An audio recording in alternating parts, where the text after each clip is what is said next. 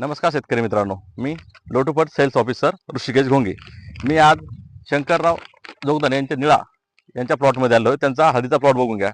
मी या प्लॉटवर 10 दिवस अगोदर आलतो, तेव्हा या प्लॉटची पूर्ण बेकार हालत झाली. अजिबात वाढ होईल नव्हती, काहीच होईल नव्हतं. प्लॉटची एकसारखी वाढ नव्हती. आता बघून घ्या, सांगितलं एक नंबर युनिफॉर्म वाढ झाली. त्यांना मी ज्यावेळेस आलतो 10 दिवस अगोदर, त्यांना 10 दिवस अगोदर आपल्या कंपनीचं हायपी हे त्यांना ड्रिचिंगसाठी दिलं. त्यावेळेस मी फुटव्याने वाढ होण्यासाठी ड्रिचिंगसाठी दिलं.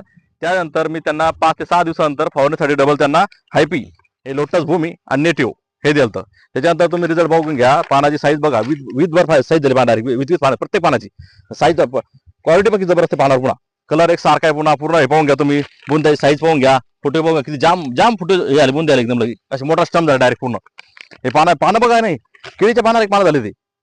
ते एक नंबर रिझल्ट आले त्यांना. लोटोपट कंपनीचे एक नंबर रिझल्ट आले शेतकऱ्यांना. तो बघून घ्या. त्यांचा पूर्ण प्लॉट त्यांचा तो किती आपली आज किती 3.5 एकर